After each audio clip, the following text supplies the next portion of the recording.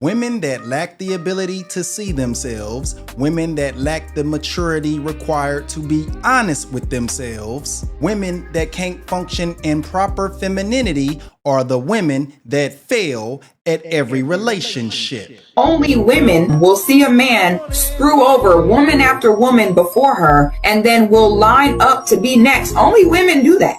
These women don't seek correction, they seek comfort because they are fundamentally a child. I'm just a girl. These are the women that seek the guidance of a level 99 Jezebel like Summer Walker. And it's because Summer Walker embodies the chronically immature, self-sabotaging, pseudo-masculine, Western, modern, black woman. Like everybody I know that got a nigga is like calling me, girl, he cheated, girl, he whooped my ass, girl, he gave me an STD, girl, it's this and that following that page, oh my god, his baby mama stalking me. Like the shit that I hear, it's nuts. So it just gets to a point where it's like, damn, I'm bored.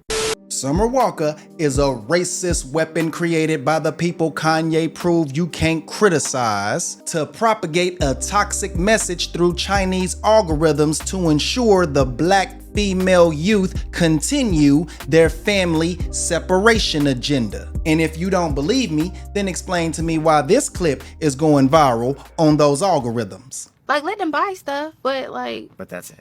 I don't know, I just don't like them anymore. Like, When you say them, like men, I don't like to date wise. Like, y'all can provide, but like to like them, I don't know. so you haven't liked a man in a while. No, cause like, what is that? See you when I see you. Goodbye. As someone who has the discography of your own, I think you know what it means to like someone. No, I just like, I can't get into it. Yeah. I love the self-awareness of your Open song. up that wallet.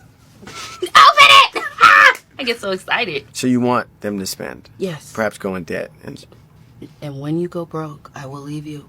Ah, Figure it out. so you're here to just bleed them dry. As Yes. soon as you get everything, you're off. Summer Walker is a Jezebel that dates men no proper father would approve of and has 3 kids by 2 different baby daddies. Your mom's a hoe. But her message is to blame the collective black man while she only chooses the worst in the community. Sensational. And if you think I'm just being too hard on her and her choices, hell no. Her last boyfriend is the legendary Chirac Savage, Rico Reckless. I ain't vouching. Yeah, all my ops dead and we smoke them like some else. Can we have a grown woman conversation about why we like men who are thugs and or have thug tendencies?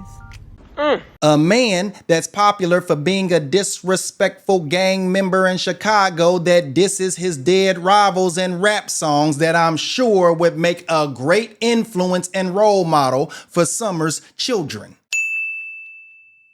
Don't want your cause it's worn out, you hand me down that bitch. What did you say? Don't want your cause it's worn out, you hand me down that bitch. Well. But somehow, some way, that relationship also failed. And don't you dare blame Summer Walker. Oh no, you know whose fault it is?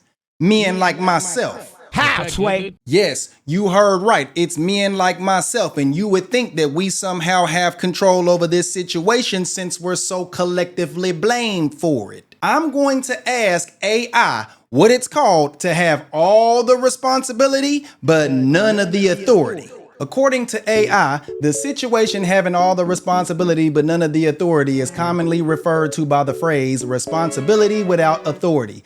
This dynamic is widely recognized as a serious management dysfunction and can also be called accountability without authority, dysfunctional delegation, and no authority gauntlet, NAG syndrome. Okay. People in this position might be informally called a, check this out, designated fall guy, a figurehead, which is if in a high position but with no real power. Remind me who that is again. Or a puppet. You don't find that suspicious? You don't find that suspicious? You don't find that suspicious? And black women wonder why AI is laughing at they black asses. And I don't know. I just don't like them anymore. Like When you say them, men, I don't like to date. And notice the lack of inflection. She didn't say that she's done with thugs or morally bankrupt men. No, she said she's done with men in general. And she should be, because if there's anything worse than a single mother, it's a simp-ass, fugazi, step, dummy clown trying to clean up their mess in a relationship. I just happen to be the exception to the rule, and my girl happens to be the exception to the rule. You bitch. Meanwhile, I'm a retired lover girl. I'm what done. does that mean? I don't date for love anymore. Effective when? Effective months ago. Yeah. How's it been going for you? It's been great. It's been great. It's really crazy how if you just change your standards, the amount of shit that you'll get. Expand on that. What, like physical items that you're getting? Everything. Like when you really have to just teach people how to treat you. And I used to just think like, well, if I'm sweet, then you'll be sweet to me. Like if I'm giving you respect, you'll give respect to me. But the nice girl thing really doesn't work for not even just men, anybody. So when you come in and you kind of give a little bit, just a little bit, and you really have strong boundaries and demand what you want, the floodgates will just open. Like you will roll out the red carpet. Like I was like, damn. I'm the same bitch. Like this is how y'all could have been treating me? That's crazy. Ladies, if you try to ride or die, you will in fact die. Don't do that shit no more. You look stupid.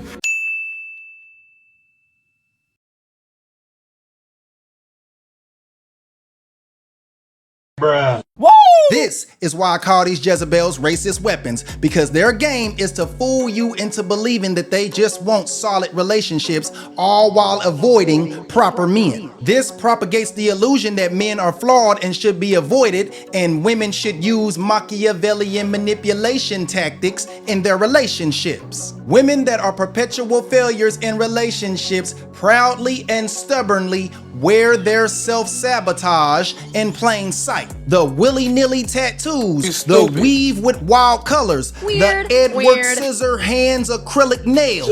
And let's not forget the feed me Seymour, feed me, little shop of horror, alien Venus flytrap eyelashes. Women like this see proper men as corny. Corny kid, right? And then when they end up single mothers and get called out on podcasts, now it's misogynist. Misogyny. And after they crash out, they raise their standards higher than giraffe butthole. And even if they did manage to land the rich 6'5" Jesus Christ that they looking for, they would eventually leave him too. It's true. Because anybody that has dealt with these women knows that they would confuse his protection and correction for manipulation and control. See, corny. Bro, being a single mom is literally the hardest shit right? ever. Like, you cannot do anything. Buy a dog. Corny kid, right? Misogyny. How dare you? Misogyny. Misogyny. At this point, my standards are so high, I think I'm looking for Jesus Christ himself. Misogyny. Oh my God! You gonna learn today. Jezebels like SZA and Summer Walker make music for the loser female to get constant validation for being the common denominator in a long history of consistent perpetual failure as a woman. Fact. And the only thing these Jezebels are good for is propagating a racist anti-family agenda that does nothing but disenfranchises her community. And if anybody asks you who's the most effectively racist group in America? Be sure to tell them that it ain't the far right, and it ain't the MAGA hats. Hell, it ain't even the white supremacists. It's the Western modern black Jezebel, because not even the laws of Jim Crow was as effective at destroying the future of black families more than this bitch. He's out of line, but he's right. But anyway, man, shout out to my guy, Anthony Hurt, for the $50 cash app.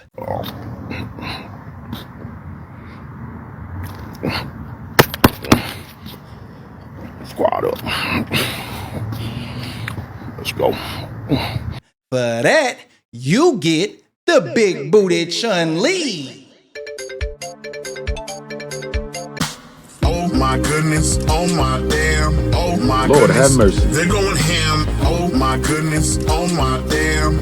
Man, I appreciate everybody that supports the channel. I'm gonna try to put out videos a little bit more frequently, so look forward to them being a little shorter. But either way, please like, comment, share, and subscribe, and I'ma holla at y'all next time. Don't belong where you don't belong. You cannot talk somebody out of an action or a habit that they don't see a problem with. Too often, we find ourselves negotiating with someone else's reasoning instead of recognizing their resistance. And what we tend to look over until it's too late is the absence of perceived dysfunction eliminates the invitation for transformation. You cannot initiate change in a system that doesn't register distress. So what's clear to you is neutral to them. The dysfunction might be obvious, but they are calibrated to it. It's familiar, not alarming. So save your breath unless you're ready for war. When someone's identity is entangled in their justifications, the truth feels invasive. But let me give you perspective. You are debating someone's defense mechanism. They're not supposed to agree with you. We tend to forget that part. We think the more sense we make, the more convincing we are. Not realizing the more sense we make, the more threatened they feel. We have to go back to the basics and understand anything built on justification will always be opposed, since conceding the point would unravel the psychological scaffolding sustaining the narrative together. So simply put, it's rare that people change for truth. They change when the lie starts costing too much. Game is game.